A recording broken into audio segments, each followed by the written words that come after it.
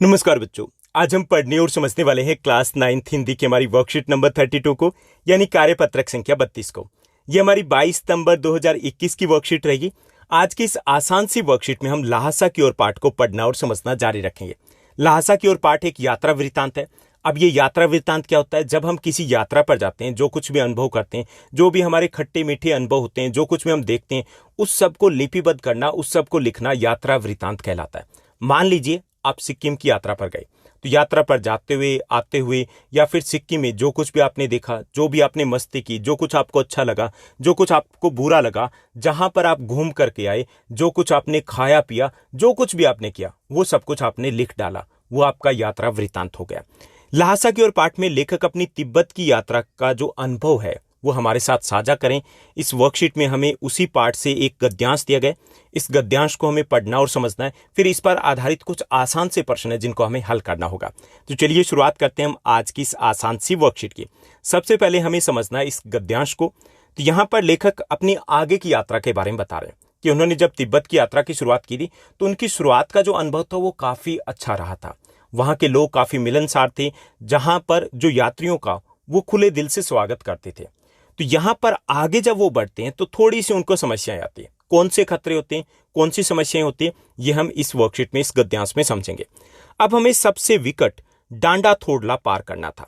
विकट मतलब सबसे कठिन जो इलाका था, थोड़ला इलाका था। डांडा मतलब एक ऊंचा इलाका होता है, तो उन्हें डांडा थोड़ला पार करना था। और जितने भी ये डांडे या डांडे होते हैं तिब्बत में, वो सबसे खतरे की जगह होते हैं। खतरे की जगह क्यों होते हैं? ये ऊंचाई वाली जगह होते हैं, जैसे 16-17 हजार फीट की ऊंचाई पर होने के कारण उनके दोनों तरफ मीलों तक कोई गांव गिराव नहीं होता, यानी कि एक निर्जन उजड़ा से इलाका होता है। यानी उस इलाके से होकर के लेखक को गुजरना था। नदियों के मोड़ और पहाड़ों के कोनों के कारण बहुत दूर तक कहीं पर आदमी को भी नहीं देखा जाता, यानी बिल्कुल दूर दूर तक किसी इंसान का चेहरा दिखाई नहीं देता। डाकुओं के लिए यह सबसे अच्छी जगह होती है। सबसे अच्छी जगह क्यों होती है? क्योंकि उन्हें तो निर्जन इलाका चाहिए ना, जहां पे लोग ना हो, जहां पर भीड़ भाड़ ना हो, जहां पे सुरक्षा ना हो। तो डाकुओं के लिए यही सबसे अच्छी जगह है। तिब्बत में गांव में आकर के खून हो जाए तो तब तो खूनी को सजा हो सकती है, लेकिन इन निर्जन स्थानों में मरे हुए आदमियों के लिए कोई परवाह नहीं करता, क्योंकि डाकू पकड़े नहीं जाते। इन जंगली इलाकों में वो भाग जाते हैं, पकड़े नहीं जाते। और सरकार भी खुफिया विभाग और पुलिस पर उतना खर्च नहीं करती। और दूसरा, यहां पर गवाह भी तो कोई नहीं मिल सकता ना। जो भी पकड़े जाएंगे उनको मार दिया जाता है, तो कोई ये बताने वाला भी नहीं होता कि किसने इनको मारा। इसलिए डाकुओं के लिए ये जो जगह है सबसे अच्छी जगह होती है, क्योंकि वो पकड़े नहीं जाते। और दूसरा, उनके लिए लूट करना, डकैती करना काफी ज्यादा आसान होता है। ये जो डकैत होते हैं, पहले वो आदमी को मार डालते हैं, उसके बाद देखते हैं कि उसके पास कुछ पैसा वैसा है या फिर नहीं। यानी कि ये भी बड़े खतरनाक किस्म के डाकू है, गब्बर से भी ज्यादा खतरनाक किस्म के डाकू है।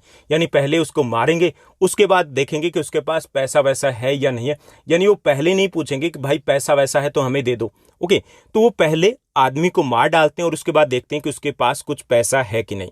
हथियार का कानून वहां पर है नहीं, तो हथियार का कानून न होने के कारण यहां पर लाठी की तरह लोग पिस्तौल और बंदूक लिए फिरते रहते हैं। डाकू यदि जान से न मारे तो खुद उसे अपने प्राणों का खतरा होता है, यानी अपनी जान बचाने के लिए। दूसरा, डाकुओं को यह भी लगता है कि कहीं ये हमें पहचान ना ले, कहीं ये हमें पकड़वा ना दे, तो इसलिए वो लोगों को पहले ही मार देते हैं और उसके बाद वो लूट करते हैं। गांव में हमें मालूम हुआ कि पिछले साल ही थोड़ला के पास एक खून हो गया था। शायद खून की हम उतनी परवाह नहीं करते क्योंकि हम भिखमंगे थे। अब लेखक कहता है कि हमें उतना डर नहीं था कि कोई हमें मार डालेगा, क्योंकि लेखक को लगता है कि हम तो भिखमंगे थे। जहां कहीं वैसी सूरत देखते, कि जहां कहीं भी सूरत मतलब ऐसे हालात आते कि डाकू इनके सामने आ जाते, तो इनको क्या करना था?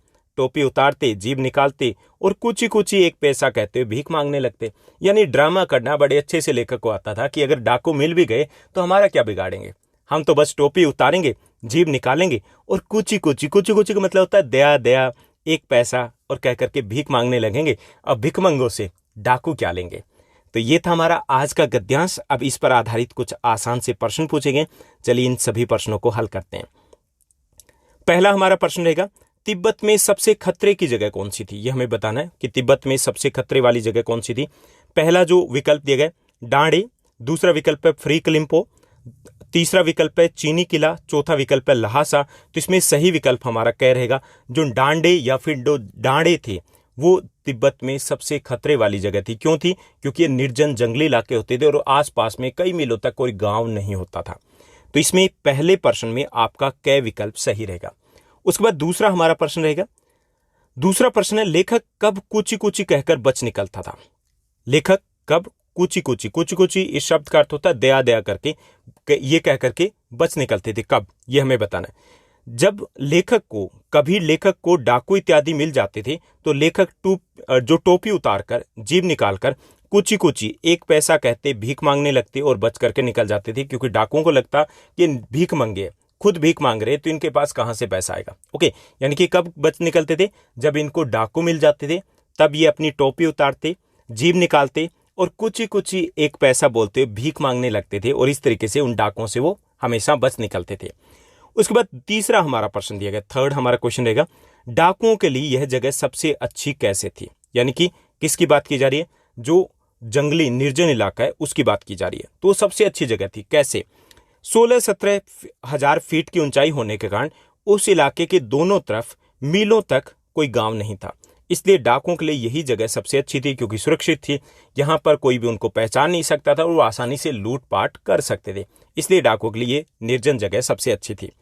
उसके बाद चौथा हमारा प्रश्न रहेगा, चौथा प्रश्न दिया गया कि हथियार का कानून न रहने के कारण यात्रियों को किस प्रकार का भय बना रहता था। यानी कि वहां पर हथियार का कानून नहीं था और वहां के लोगों के पास जैसे डंडे लाठियां होती है ना, उसी तरीके से वो पिस्तौल बंदूक लिए घूमते थे, तो इसलिए यात्रियों के लिए इसके कारण क्या समस्याएं खड़ी हो गई थी। तो हथियार का कानून न रहने के कारण यहाँ लाठी की तरह लोग पिस्तौल बंदूक लिए फिरते थे, इसलिए यात्रियों को लूट और मारे जाने का भय बना रहता था। उसके बाद पांचवा हमारा प्रश्न रहेगा, पांचवा प्रश्न दिया गया, गांव पहुंचकर लेखक को क्या मालूम हुआ। तो गांव पहुंचकर लेखक को मालूम हुआ कि पिछले साल ही थोड़ला के पास खून हो गया था, यानी उन्हें वहां जाकर के पता चला कि ये जो जगह है थोड़ला इलाका है, ये सुरक्षित बिल्कुल नहीं है। तो ये था हमारा पांचवा प्रश्न। उसके बाद छठा प्रश्न दिया गया, जो अंतिम प्रश्न रहेगा इस वर्कशीट का, निर्जन शब्द है उसका संधि विच्छेद कीजिए। यानी कि दो शब्दों से मिलकर बना है, तो उन दोनों शब्दों को हमें अलग करना है। तो पहला विकल्प दिया गया निर जमा में जन, दूसरा है नि जमा में जन, तीसरा निर्ज जमा में नय और चौथा निर जमा में जन। तो इसमें सही विकल्प हमारा क्या रहेगा, निर जमा में जन, यानी कि रह इसमें आधा रहेगा, निर जमा में जन से मिलकर के बना है निर्जन शब्द। तो ये थी हमारी आज की बेहद आसान वर्कशीट। उम्मीद करता हूँ सब कुछ आपको अच्छे से समझ में आया होगा। अगर आपको ये वीडियो, ये वर्कशीट अच्छी लगी तो इस वर्कशीट को लाइक और शेयर जरूर कीजिएगा। आज के लिए बस इतना ही। Thank you, bye bye, have a nice day. मिलते हैं नेक्स्ट वीडियो में।